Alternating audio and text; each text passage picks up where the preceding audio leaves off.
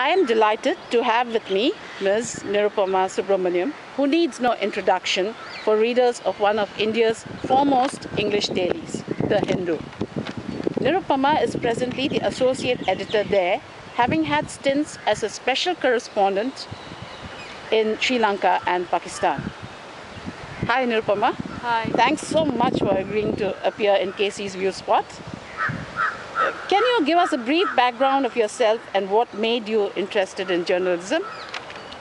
I was studying sociology. I'm a student of sociology. Okay. I did a bachelor's degree in sociology from St. Xavier's College, Bombay. Yeah. And then I went to do my master's in sociology at Delhi School of Economics. Okay. I might have been an academic. I might have gone on to do my MPhil and PhD. Yeah. Except that my marks in my MA degree were I just missed a first class. Okay. And it was a very, very tough course. And I had up to then I had not been exposed to that kind of tough and rigorous studies. Yeah. Anyway, from there I did get a teaching job in my alma mater in St. Xavier's College, Bombay. Yeah. But at the same time, I got an invitation, or I applied to the Times of India for a traineeship, and I was accepted for that. And I suddenly found that it might be a more interesting option to try out. So I had to go and tell the principal of St. Xavier's College that I would not be able to accept the appointment. He was very angry with me, I have to say, and but I think I did the right thing, and in taking up that Times of India traineeship. And it was a one-year training. It was an off-site training in Delhi. We were 26 of us, and we were trained by a veteran journalist called K. Thomas Uman. Okay. And I think I owe a lot to him in my life because very quickly he told us what journalism involves, how we have to. I mean, if he thought that we were going to be writers, then we had to quickly disabuse ourselves of the notion, and you know that he taught us the kind of writing that journalism requires, the kind of very skilled writing that journalism requires, which is different from writing a novel or writing poetry or writing an academic report or writing a PhD thesis. Is very different. And he was instrumental in teaching us how to do this, and I think I am really grateful to him for that in my professional as I've advanced professionally. Okay. I always thought you were from Chennai, so basically you grew up in Bombay, is it? Yeah, I grew up in Delhi and Bombay. My father was in the central government. He was a meteorologist, and we were first in Delhi, and I moved from there when my father was transferred to Mumbai. I studied in Mumbai at the final 2 years of my school in Mumbai, and then in college there. And then I came back to Delhi for my MA, as I said. I didn't know that you started out with Times of India. I think you also had a stint with Indian Express? Oh, I've worked for many papers. I've worked for Times of India. Then I worked for a paper called the Sunday Observer, which many newcomers may not know, like the new generation of people may not know about Sunday Observer, but it was the very first paper that was edited by Vinod Mehta back in those days, in the late 80s. I think he had been editing it from the early 80s, and I think he edited it for more than 10 years. And I was also with Indian Express then under the editorship of Arun Shourie. I was also with Sunday Observer again after it had changed hands, and Chandan Mitra was the editor of the newspaper. Then I was with You and I very briefly as a correspondent from London. I was with India Today also writing for them from London, and then when I came back from London, I got posted to Chennai as their correspondent in Chennai, which was then Madras.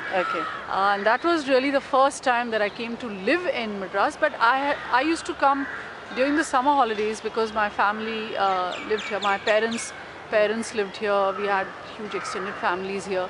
Okay. So every year we used to come to Chennai, and this area is not that well known to me, but I remember that there used to be a Dasaprakash hotel down this road somewhere where we used to come, and we used to have those ice cream cones. Not cones, I think they were served in like those glass dishes, or glass cones, I think.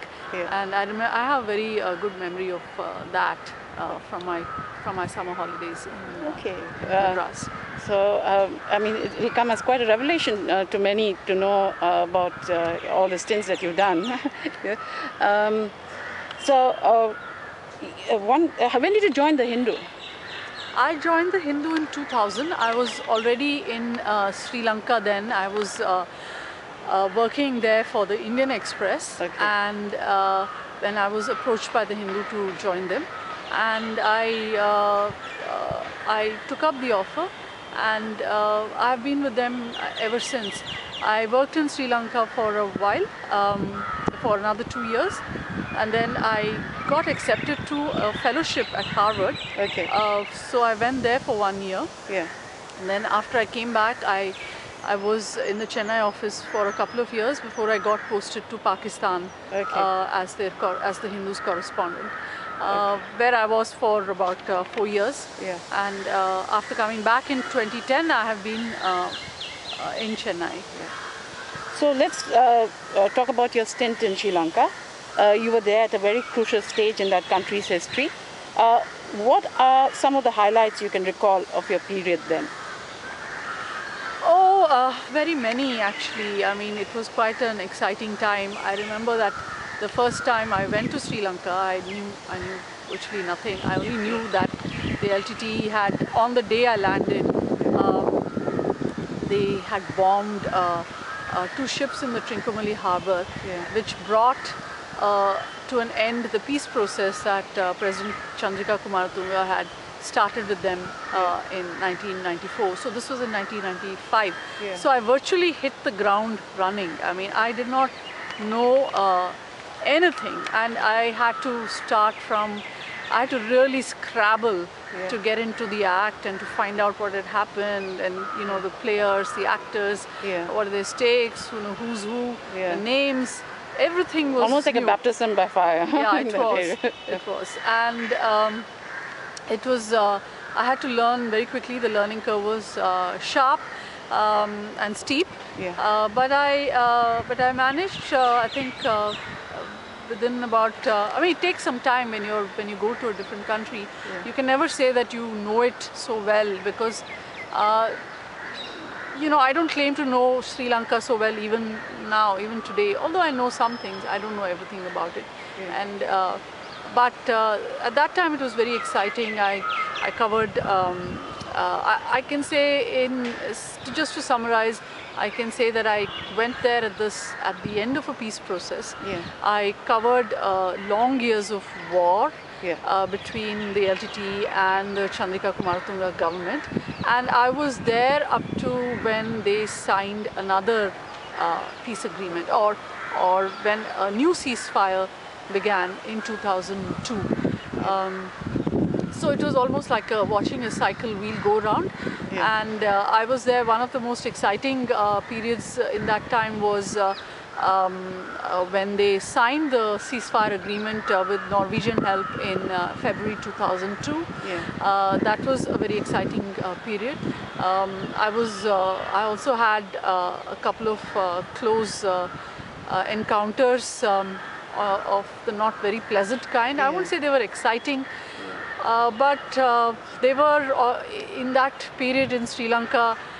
They were part of what you'd call occupational hazards. My house was raided by the army one day on a Saturday morning. They thought I was an LTT agent. I don't know how they came to that conclusion, but it happened. And then I remember being caught up in immediately after a bomb blast in a kind of confrontation between between soldiers or military personnel and an LTT party that was, I mean, LTT cadres who were taken over the building of the Daily News. Okay. And I was caught up in that whole crossfire. I remember it was quite scary. I would say these are exciting moments, but as I said, you know, there were some experiences. Yeah. I remember with great sadness that one of the foremost Tamil intellectuals, Neelam Tiruchelvan, yeah. who was actually my neighbor in those days. You know, he was killed in a suicide bombing just down the road from where he lived, and that was a very sad moment for me. And many more moments. Some were happy, some were. It must have taken a toll emotionally, you know. Yeah, I think all this does add up at some point, and it starts. Maybe I've aged with all these experiences. If I can ask you to add your voice, what do you think? You know, this recent controversy about whether the Prime Minister should attend CHOGM or not. What are your feelings? I think he should have gone, because the best way to get what you want with the government is to constantly engage with that government. Okay. Not to isolate or not to say that we're not going to have any talks with you, or you know, we won't you know, that we are going to boycott something that you host. I don't think it's the way to go. In Myanmar, for instance, India was constantly engaged with the military government. Yeah. And you know, finally the Americans too had to do the same in order to get Aung San Suu Kyi's freedom in return for other concessions to the military. So this is how it works now. I mean, this is no longer. I mean, people say, what about apartheid? And how everybody boycotted South Africa. Well, the boycott was almost total, but Britain and some other countries were still trading with South Africa. But even then, those were days. That was a different era. And India and Sri Lanka very close ties. You cannot enforce a boycott, an economic boycott on Sri Lanka. You cannot do anything of that sort in Sri Lanka, because the people-to-people ties are so dense. Okay. Between Tamils, then between Sinhalese Buddhists and this country, because this is where Buddhism came from. Yeah. So constantly traveling here. So what are you going to do with all that? It's just a whole can of worms, and you don't want to really. No country wants to deal with that kind of thing in this day and age. Let's hope the Indians play a very important role between the Sinhalese and Tamils in Sri Lanka and get the peace process moving again. Let's come to your Pakistan trip. You know, your articles, whenever you wrote, they were very avidly followed here. Do you have some highlights of your period there that you can recall? Well, Pakistan was very interesting, and it was very different from Sri Lanka, because Sri Lanka was all said and done, it was one story really. I mean, there were Tamils and there were Sinhalese, and they didn't seem to be getting on very well. Yeah. Whereas in Pakistan, it was so many stories. There was the India-Pakistan story. There was the Pakistan, the Musharraf, the downfall of Musharraf. And there was a Taliban story. And I was there at a very interesting time. I was there between 2006 and 2010, which was actually the last period of Musharraf's long reign, and the beginning of, or the re-beginning of a democratic experiment in Pakistan. I found that time very exhilarating, because I felt that I was witnessing history every day. Yeah. That history was being made in front of my eyes on a daily and even hourly basis sometimes. Just to be in the Supreme Court of Pakistan and just hear those very big judgments of those days. Yeah.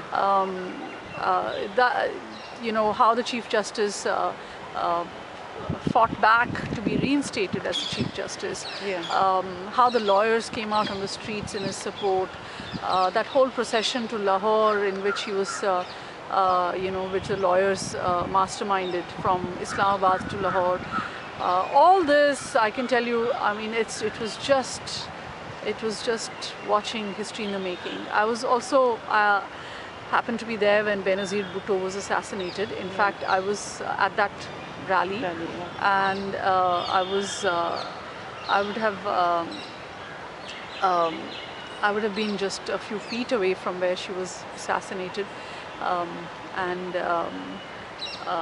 it was, I mean, of course, we didn't know that she had died on this immediately, and we knew that she had been taken away in her jeep, and that she had, at that time, we thought maybe she had escaped, but she turned out to have not escaped, which was also very sad. That was a very sad moment for Pakistan, and it was also a sad moment for me personally, because I thought, okay, things might change for the better if she came to power. Well, the PPP did, and then of course we saw Musharraf's impeachment and Zardari coming in. I mean, the number of historical events in Pakistan at that time are too numerous for me to even recount here. But it was a constant, all I can say is that it was a constant high. What were your impressions of the people there, especially towards Indians? I personally found the people of Pakistan, anybody that I interacted with, and I interacted with many people on every day I interacted with different people and many people, numerous people, and I think I can say with absolute certainty that I was always treated with great warmth, cordiality. I have lots and lots of friends even today in Pakistan, even 4 years after I left. I can count so many friends in Pakistan. And I think it's a very warm and hospitable, the people are very warm and hospitable. And I didn't have any people-to-people problems in Pakistan. Yes, I had a very restricted visa, and I could not move around all over the country. I could go to Lahore and Karachi from my base in Islamabad. Maybe between me and the Pakistani state, there were certain issues, but I do not think that those issues ever transferred themselves to any people-to-people contact that I had. I wish, this people-to-people thing, I mean, it might sound a cliche. I wish that was encouraged more between our two governments. And I hope there comes a day when that happens. What are some of the other interesting things you have done as a journalist? Well, quite a few. Just last year, I managed to get an interview with Aung San Suu Kyi in Myanmar, and I was the only journalist she gave an interview to in Myanmar before she came to India, and I really, for me, it was a very momentous occasion to interview her. Because I really respect her, her tenacity, her determination, and just the grit that she has. I respect all those qualities immensely. So it was a great moment to actually come face to face with her and interview her. And I had to travel all the way to Naypyidaw, the new capital of Myanmar, to do the interview, which was an experience of its own, because Naypyidaw is such an interesting place. That's a new capital, is it? That's a new capital. And it's no longer Yangon or Rangoon. And it has been the capital since 2005. And it was declared by the military regime, then military regime in Myanmar, to be the capital, as the capital overnight. I mean, the world got to know just overnight that the entire capital had shifted. And it's a city with, it's not yet a city because there are hardly any people in it. There are probably 10,000 people in it. And it has such wide roads. It has 8-lane roads, enough for aircraft to land on, and it has no people. I have very few shops, lots of hotels, because they expect visitors, like government visitors or delegations from foreign countries, to come and stay in those hotels. So it has plenty of hotels, and no people. And maybe it has changed somewhat now, but at that time it was quite empty as far as I could see. And so it was an interesting city, and I was there. And also when I was in Myanmar, also there was some rioting in which between the Buddhists in Arakan and in Sittwe, in the Sittwe area, and the Rohingya Muslims, and I went there to cover some of that as well when I was in Myanmar. And most recently, just about a couple of weeks back, I traveled with the Prime Minister to Russia and China on his visits there. And how many journalists were there in that? Oh, there were 30 journalists, and it's an experience by itself, because there's a particular protocol in the way the seating is done on the plane, and it's interesting to see how they divide up the plane between the officials, Prime Minister, and his wife, and then the journalists, and then the security, and how the journalists themselves are arranged. There's a hierarchy there. There's a seating arrangement for journalists according to their seniority and according to gender. So all this was very interesting. And of course the Moscow city was fantastic. I really liked we didn't see that much, because on these prime ministerial visits, basically the media is just shipped from place to place, and then you have to get in the aircraft well before the Prime Minister. And so it's it's quite a tight schedule. Didn't get to see much of the city, but what I saw, it was very nice. Beijing, I've been to Beijing a couple of times before, so it wasn't that new, but it was all the same. It was nice to see the Great Hall of the People, and very, very marvelous buildings. And we also went to the Communist Party of China Party School, which is just outside Beijing, and that was also an interesting experience. Thanks for recalling those moments. I know you're a very busy person, and this might not leave you time for other interests. Well, if you had some time, how would you relax? Do you have hobbies? Yeah, I do actually. I like trekking. So whenever I get a chance, I do that. Earlier this year, I went on a trek to Roopkund. Where's that? In Uttarakhand. And I came down from there just 2 days before the floods began in that region. So which was quite lucky. So you would have. You seem to be in all the hot spots. And I also like. I've recently taken up running as a hobby.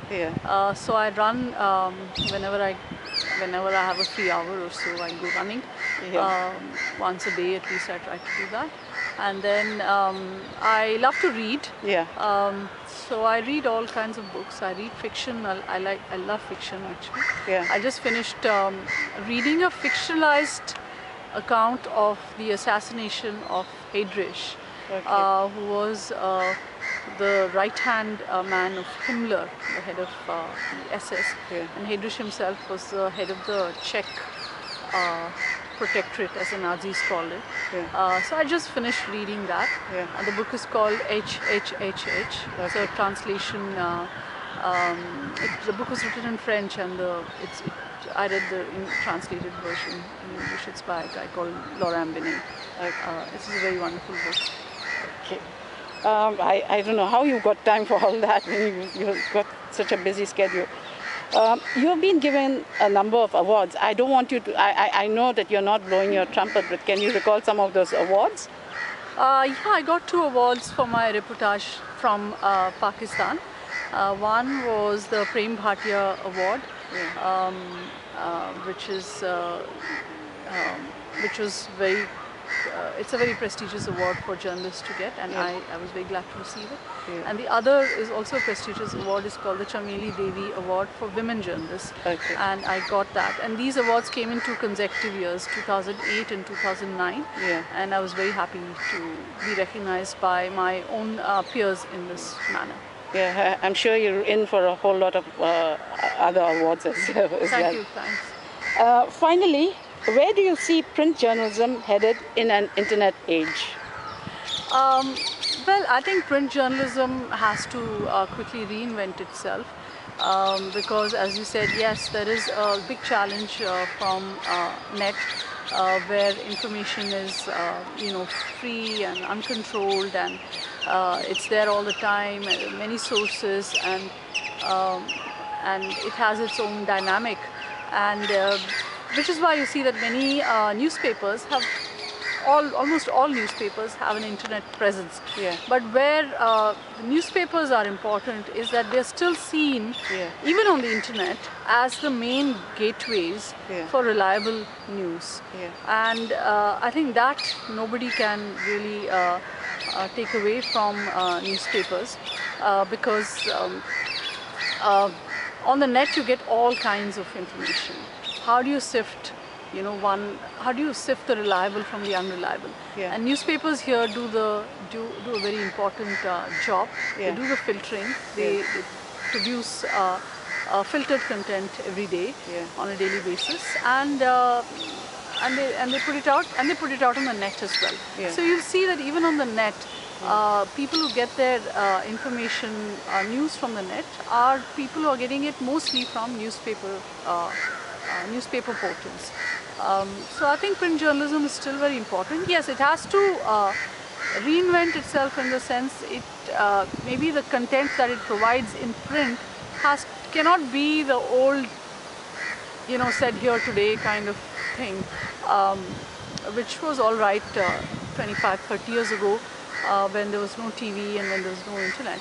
But now, I think people are looking more and more for analysis and things like that. So I think that is what we might have to concentrate on. Nirupama, thank you so much for appearing, and I hope at some later point also you will again agree to appear. Thank you. Thank you, Kalpana.